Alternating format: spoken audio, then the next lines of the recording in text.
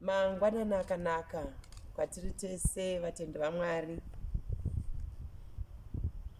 Ndafunga kuti nditaure kunemi first day redu relockdown sekutaurwa kwazvakaitwa napresident wedu weSouth Africa.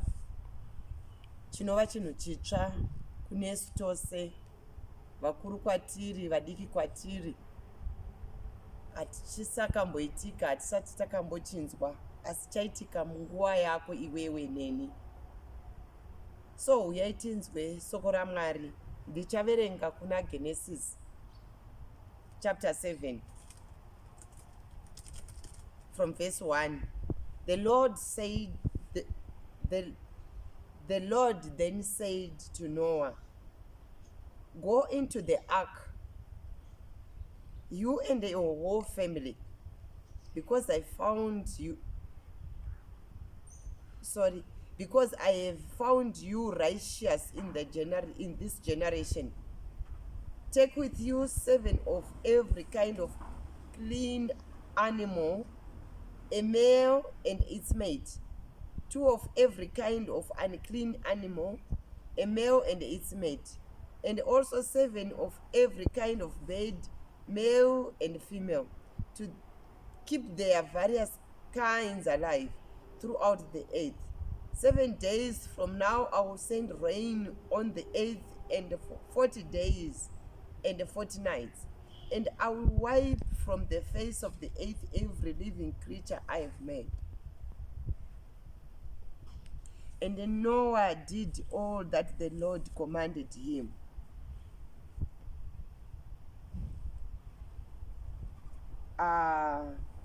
Regerai ndigumire ipapa. Tichaverenga futi mamwe mazwi kuna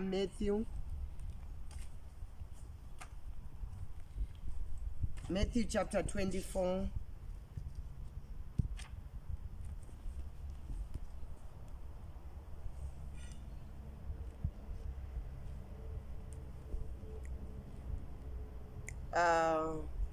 Matthew chapter 24.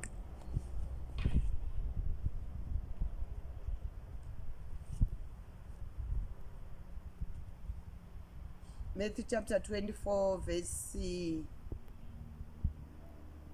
just give me a moment. Yes, verse 38. For in the days before the flood, people were eating and drinking, marrying and giving in marriage, up to the day Noah entered the ark, and they knew nothing about what would happen until the flood came and took them all away. This is how it will be at the coming of the Son of Man. Regai ndigumire futi ipapo. Mwari vakomberere kuverengwa kwesoko ravo. Amen.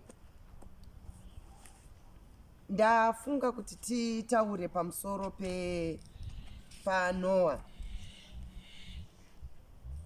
Achinzi naMwari apinde muaki achitorana nemhuka dzakanaka nedzakaipa mbiri. Inyaya yatoziva tese, iye nemhuri yake. Regerai tiende pathimu yandagadzira. Not going to take long. Hide yourself there. That's the theme. Hide yourself there. Ndoda kuti tese tigoimba kudzimba kwenyu imbai, muKristu usanete. Ndiri kufarira vhesi inoti, tora mapfumo ako akotse misi yese, Satani ari kurinda. Panguva yakadai pauri kunzi wanda muaki nemhuri yako, enda muhiders place, iwewe nemhuri yako, mudzimai newana. Ipapo pazviri kutaurwa naMwari. Pfungwa dzedu ngadzidzike dziende kwakadzama-dzama. Mwari vakada kuparadza nyika nekuda kwokuti zvitema zvakanga zvawanda munguva yaGenesis. Kune vanoziva shoko raMwari kana vanoriverenga, ndonguva yakanga yakuti ngirozi dzaidzika pasi dzochiva vana vevanhu, dzovaita vakadzi. vanhu vakanga vakuita zvinosemesa, varume vachidanana nevarume, vakadzi vachidanana nevakadzi. Izvozvo zvakasimudza hasha dzaMwari. Hasha dzaMwari dzasimuka. Mwari ndipopo pavakainga Noa, vamuwana ari iye oganga akarurama. Vakamuti chitora mhuri yako. Uye akapuhwa mukana wekuenda kuvanhu kunodaidzira kuti Ishe vati vachaparadza nyika. Anoziva, anonzwa inzwi raMwari, uyai tivake ngarava kuti tigopinda. Bati vanhu havana kumunzwa, vakafunga kuti ari kutamba. Regai tinamate. Kunemi Mwari muzita raJesu ndinokutendai. Munguva diki handichataura kuvana venyu. Ndinonamata Wemasimba Ose. Garaiwo parurimi rwangu. Endaiwo munzeve dzevana venyu. Kwese kwatakatekeshera mudzimba dzedu, tiri munzvimbo dzekuhwanda, tichinzwa inzwi raPurezidendi. Asi mukatikati medu makunzwa zveinzwi renyu. Muri kuti Noa pinda in a hideous place. Saka tibatsirei Mwari patiri kutaurirana munguva diki. Zvitibatsire kurarama for 21 days in a cave nemhuri dzedu muzita raJesu. Amen.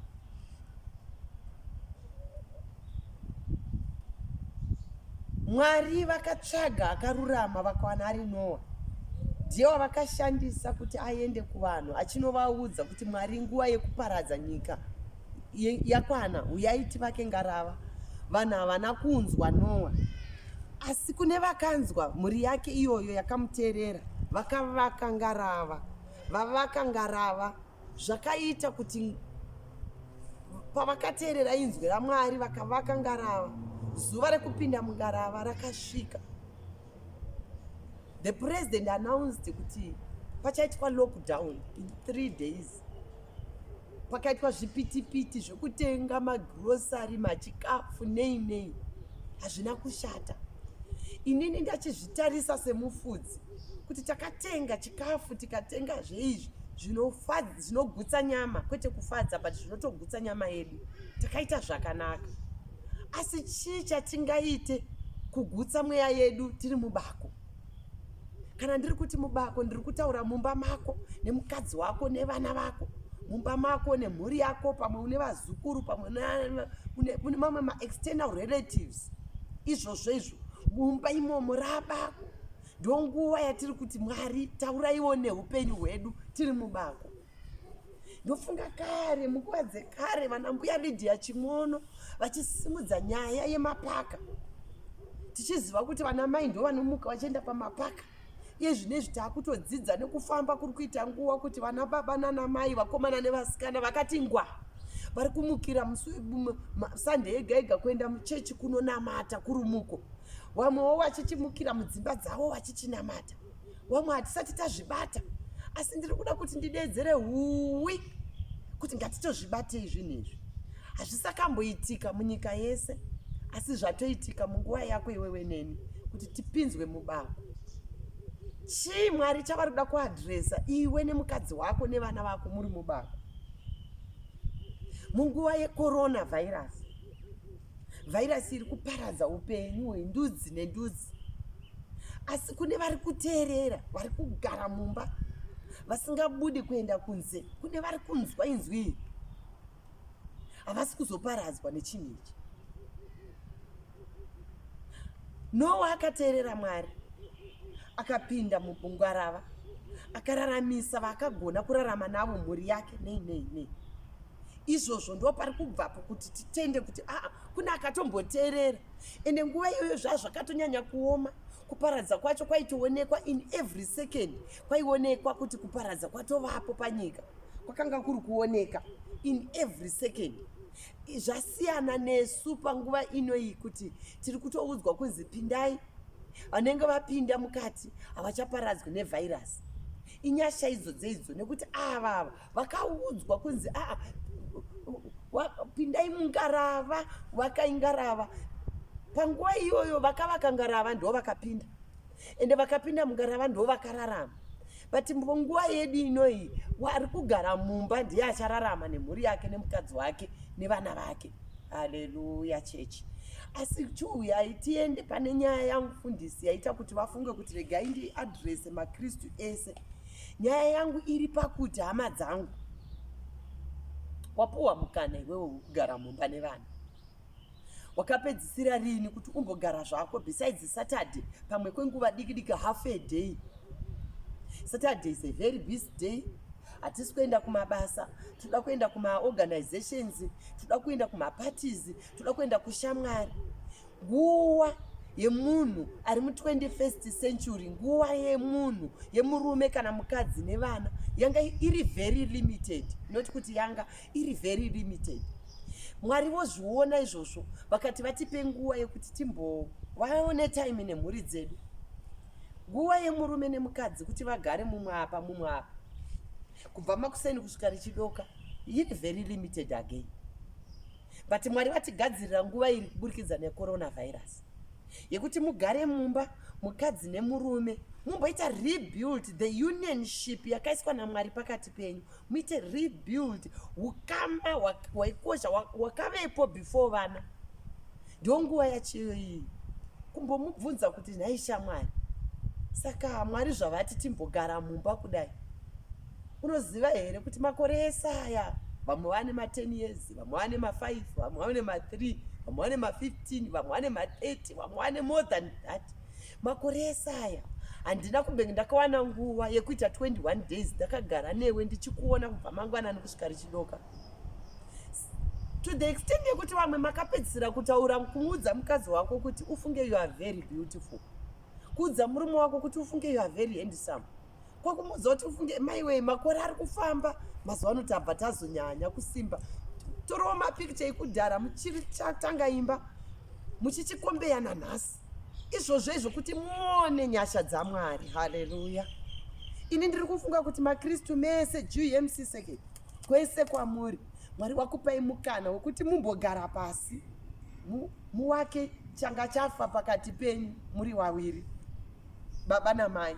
Kana mai wasipo iwewe wega chizviongorora chii Mwari chavari kuda kuti umbozvitarisa urimo mumba mako imomo usingabvumidzwe kubuda kubva richibuda mangwanani kusvika richinodoka manheru. Muzita raJesu, amen. Batisisai nyaya yandaita kuti nditumire kwamuri mukuva diki diki. Nyaya ndeyekuti wapuwa mukana wekugara nemudzimai wako. Wamweni munongogara muchitongotukana, manheru anozongouya kuti murare, asi rufaro panga pasina. So for 21 days gadzirisa rufaro nemurume wako, gadzirisa rufaro nemukadzi wako, gadzirisa rufaro nevana vako. Besides baba naamai muchapinda kamubedroom mugorara koedza, at least mune time yekutombova pamwe chete. But hamuna nguva nevana. Vana vemuno matiri munyika dzemaforeign lands vavana vevasikana vemabasa, vavana vematichers kukreshi, vavana vematichers kuchikoro. Apedza chikoro anoenda kuma-extra hours. Mai vanozongomutora nababa nguva diki diki. Time yake yekuti anzwe voice ramai nababa inguva yehomework, pamwe kutosarinzwa zvachose kana amunhu abva zera. Asi nguva inoyi ichatoita kuti muchatombogara bedzi pasi, muchatoita nyaya, muchatotaura kunaka kwaMwari pakati penyu. Ini ndiri kufunga kuti hama dzangu ngaive nguva yekuita look back, ngaive nguva yekudzoreradza ukama. Baba mumbotaurawo nevana muchirayira vana venyu. This is the hour yekuti mwana atomboziva kuti oh, so my father loves me. Baba wangu ari kutombotaura something good to my life. Izvozvo zvega. Take this opportunity not to misuse it, but a hideous place. Use it for the benefit of your family. Teach your children, teach your husband, teach your wife, teach your relatives how God is good in your lives. In Jesus' mighty name. I want to thank you all. Take this opportunity, muri mudzimba dzenyu. Don't waste the time. God has come in another way to rebuild what is once destroyed by the devil and make use of it wisely. In Jesus' name. I was thinking, kuti inguva zvezvakare urimo muaki. Learn to praise the Lord. whilst in the ark, worship him earnestly, sing hymns, teach your children how God has favored you and up until to this day. Hallelujah. It's a small message, but it is something that can help you for this moment. I was also looking again. Kuti president wakati tigari in a lockdown for 21 days. What is the significance of 21 days? What does the Bible say about 21 days? I searched, ndikaona zvinezvi. 21 days, the biblical meaning of 21 days. It's a symbol of perfection and maturity. Perfection and maturity. Unoda kuti uzviongorore. Perfect yourself before the eyes of men and before the eyes of God. Be mature in everything, in every decision that you are going to take after this lockdown. Be mature. Be mature. Teach your children zvinhu zvine hunhu, zvinhu zvine hudzamu, zvinobatika.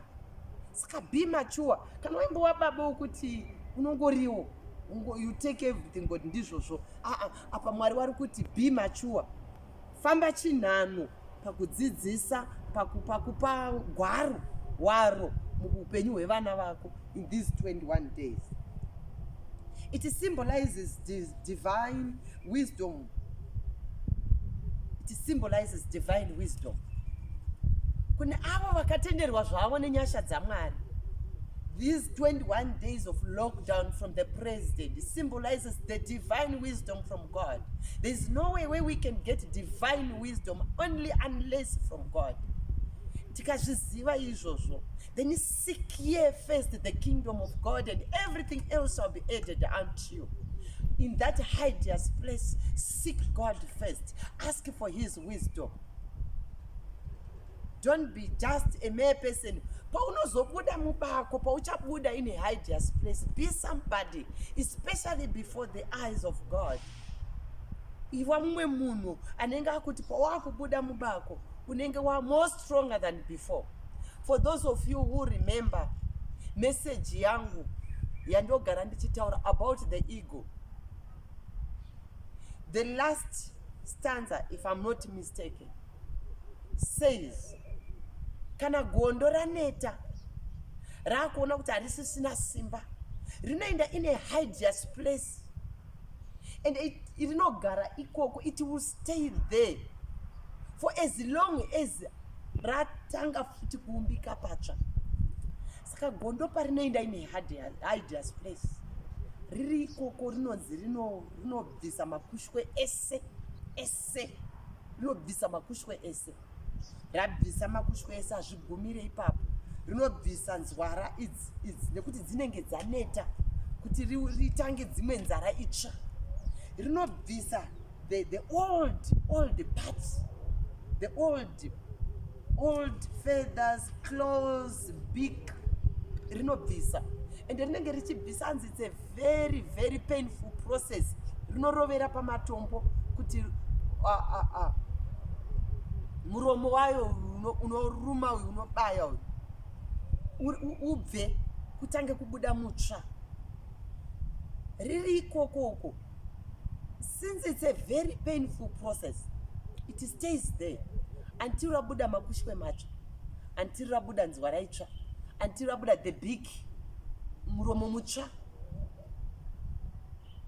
Wanotaura vanoti gondo parinobuda muhideous place rinenge more stronger than before, rinobhururuka kuenda mudenga zvakanyanyisa kudarika paya. Saka uri mubako iwewe for 21 days. Uri mubako for 21 days. Make use of the 21 days. Stay there. Deal with the old you. Make anew the new you. So that when you come outside the cave, you will be somebody. Before the eyes of God and before the eyes of men, the world will benefit because of you. In Jesus' mighty name. Coronavirus, as long as it is so painful, but remember this, yatipa nguva yekuti tizviongorore. Time for introspection, kuzvitarisa. Ndandiri kunyora papepa rangu kuti it's the time to meditate the word of God. Don't waste the time in the ark. Use it wisely. Why am I in the ark? Bvunza mubvunzo iwoyo kuti seiko ndavharirwa mubako nemhuri yangu inini, sei ndavharirwa nemukadzi wangu, sakambobva kutukana last month. Mwari muri kuti vabvunze Mwari kuti chii chavari kuda kuti paunobuda muhideous place unenge waani. Mukupedzisira, not all of you but some of you munga musina ukama hwakanaka nemaspouses enyu. Chimbofungawo zvakanaka zvaakakuitira before musati matanga kunetsana.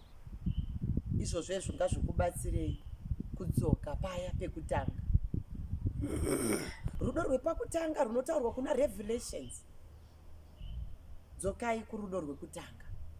The 21 days, it must mean a lot in your spiritual journey and in your physical journey. Muzita raBaba, remurumbwana, nereMweya Mutsvene. Stay blessed and stay safe. Continue to be in a hideous place until the 21 days is over. In Jesus' name, amen.